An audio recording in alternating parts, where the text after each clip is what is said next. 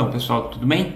Hoje a gente vai conversar um pouco sobre uma das bases da ortomolecular, do estudo da ortomolecular, que é o conceito dos radicais livres, do estresse oxidativo. Em outro momento a gente conversou sobre a inflamação, né, a inflamação crônica, e hoje radicais livres, né? Então a primeira coisa que a gente tem que saber é o conceito disso, né? Então a gente vai lembrar um pouquinho lá das nossas aulas de química, né, de física, em que a gente sabia que um átomo, né, uma molécula, ela tem lá os nêutrons, prótons e elétrons, né? Então na região central de uma molécula, por exemplo, vamos pegar o oxigênio, você tem lá, na região do central, você tem nêutrons e prótons, e rodeando essa região central nós temos uma área que ficam os elétrons, perfeito? Uma molécula se encontra estabilizada quando na órbita mais externa desses elétrons você tem elétrons pareados, em números pares. Tudo bem? Então, o conceito de radical livre é justamente quando nessa órbita externa você não tem elétrons pareados.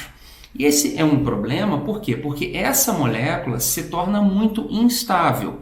Então ela vai estar livre, né, no nosso organismo e querendo se encostar em alguém, se estabilizar em alguma estrutura. Então ela pode esbarrar numa membrana celular, ela pode causar dano num DNA, num RNA, e por aí vai. Então isso pode ser um grande problema. É interessante a gente entender que essa produção de radicais livres tem um porquê, até um porquê evolutivo, né? Nós estamos aqui hoje produzindo radicais livres e de certa forma também combatendo. Então a ideia é a gente tentar entender o porquê que isso pode ser benéfico e aonde que a gente tem que ter atenção, né? Então quando a gente pega assim exemplos de radicais livres, o mais notório, aquele que a gente mais procura estudar e entender, é a produção de radical livre a partir do oxigênio. Então a gente sabe que o carbono pode gerar, o nitrogênio pode gerar, muitos átomos, muitas moléculas podem produzir radicais livres, mas de fato o oxigênio é o maior formador de radical livre. E isso funciona da seguinte forma: quando a gente inspira, a gente coloca o oxigênio para dentro e a grande parte desse oxigênio, chega a cerca de 95% a 98%, gera energia através da fosforilação oxidativa que acontece nas mitocôndrias e que tem a finalidade de produzir ATP, produzir a energia, correto?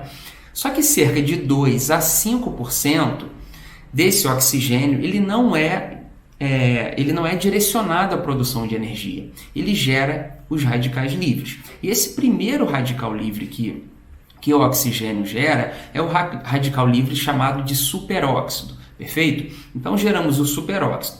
Temos alguma forma de combater esse superóxido? Sim, a gente na verdade tem 3 formas de combater os nossos radicais livres. Nós temos o nosso sistema antioxidante endógeno, que nós produzimos. Nós temos os antioxidantes exógenos, externos, então através da alimentação, através da suplementação, e às vezes um radical livre encontra o outro, eles se pareiam e se estabilizam, tá? Então, para especificamente, esse radical livre, o primeiro que a gente forma, a gente tem um sistema antioxidante, e isso até de certa forma muito lógico. Lógico, né? Em função do processo evolutivo que nós chegamos até aqui hoje, não seria possível a gente produzir radical livre e não ter um sistema antioxidante já primário, para aqueles primeiros ali, os mais importantes.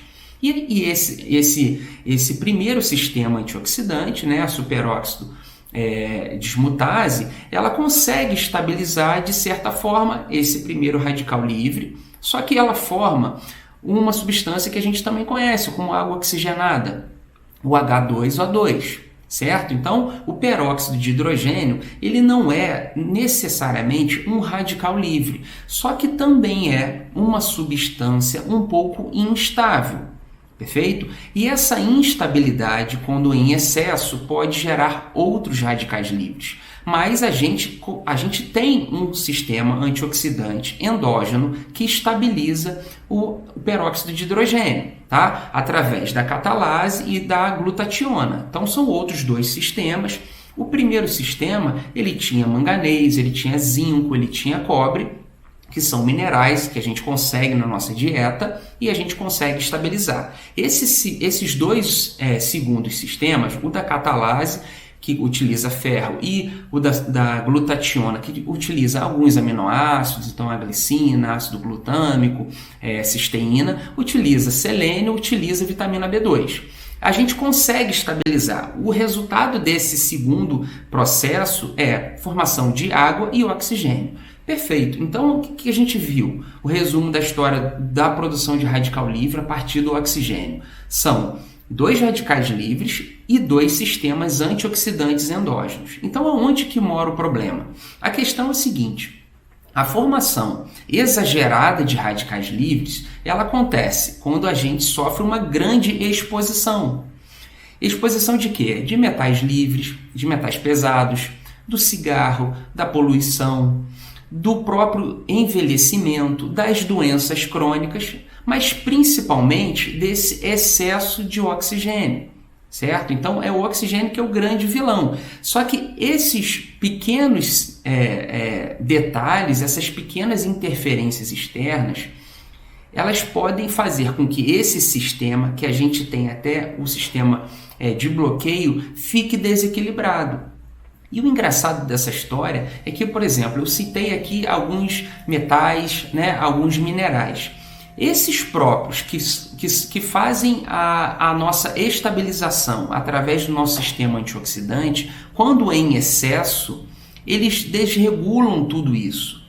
Então, o peróxido de hidrogênio, o H2O2, quando tem muito ferro, você precisa do ferro para a catalase agir e estabilizar, mas quando esse ferro está em excesso, você não faz uma estabilização adequada. Quando o cobre na superóxido dismutase está em excesso, ela não faz a estabilização, ela forma outros radicais livres, em especial a hidroxila, que a gente não tem um sistema antioxidante endógeno. Essa que é a grande questão. E aí que começa a criar o problema. Então, perceba que tudo tem que estar em perfeito equilíbrio. E qual que é o problema de você formar radicais livres em excesso ou radicais livres que a gente não tem um sistema antioxidante próprio? É que esse radical livre, ele, por exemplo, vai no seu DNA e vai fazer uma mutação.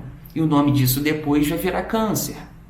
Esse radical livre em excesso, por exemplo, o peróxido de hidrogênio, quando encontra o óxido nítrico, aquele vasodilatador, faz uma ação justamente ao contrário, faz uma vasoconstrição. E o nome disso é hipertensão arterial.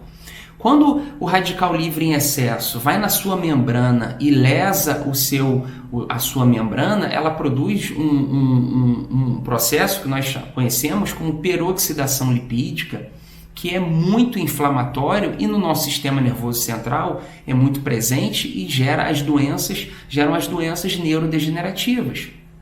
Quando esse radical livre, por exemplo, encontra uma LDL, um colesterol, ele pode oxidar esse colesterol. E esse colesterol oxidado, a LDL oxidada, que junto com um macrófago, por exemplo, forma a célula espumosa, e o nome disso depois é um infarto, é um AVC. Então perceba que o conceito de radical livre é muito importante na medida em que é mediador ou gerador, isso é difícil até hoje da gente entender exatamente como isso funciona, mas que, sem dúvida alguma, ele participa de todo esse processo que geram as doenças crônicas.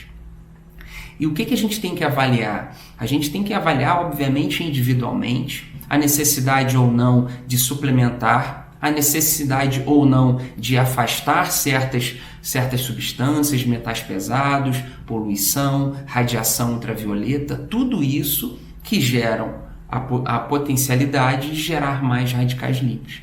Então, pessoal, esse é o conceito, de radical livre, muito importante, assim como a inflamação e a associação desses dois conceitos no desenvolvimento das doenças crônicas. Então, ao longo dos vídeos, a gente vai conversar um pouquinho sobre nutrientes, que são tão importantes, que são importantes na medida certa, na quantidade certa. Tudo bem? Então, até o próximo vídeo.